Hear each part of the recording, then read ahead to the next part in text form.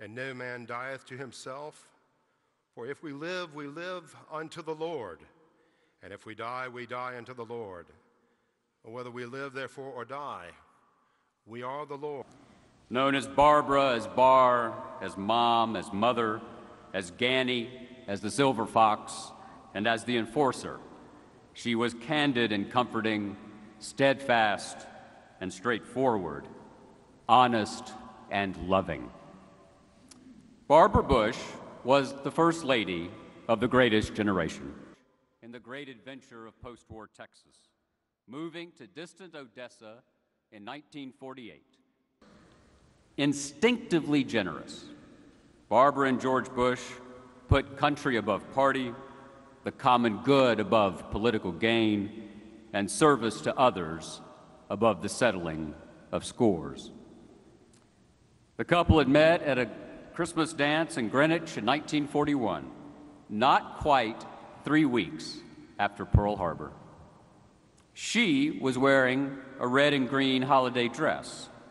He endeavored to get introduced. She was 16, he was 17. He was the only boy she ever kissed. Her children, she remarked, always wanted to throw up when they heard that. In a letter to Barbara during the war, George H.W.Bush wrote, "The world saw a compassionate but strict mother who inspired her children with tender love and firm lessons, and when needed, the fear of God. When we saw her and George together with their 5 children, with their 17 grandchildren and 7 great-grands, we knew they represented the very best.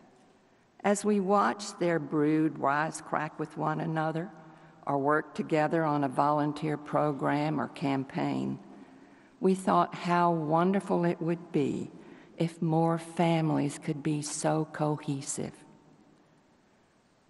Barbara, the tough but loving enforcer, was the secret sauce of this extraordinary family.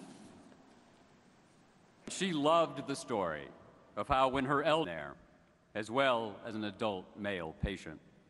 The little things we learned became habits, and they led to bigger things like be kind, always tell the truth, never disparage anyone, serve others, treat everyone as you would want to be treated, and love your God with your heart and soul.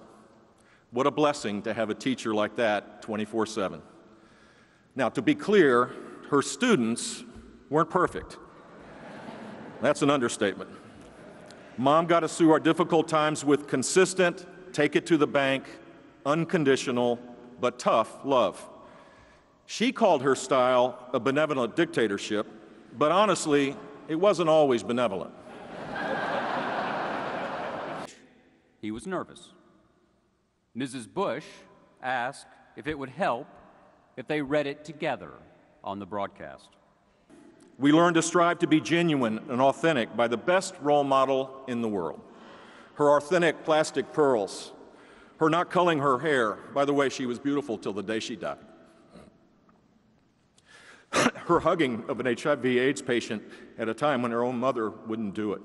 Her standing by her man with a little rhyming poetry in the 1984 election. In 1,000 other ways, Barbara Pierce Bush was real, and that's why people admired her and loved her so. Finally, our family has had a front row seat for the most amazing love story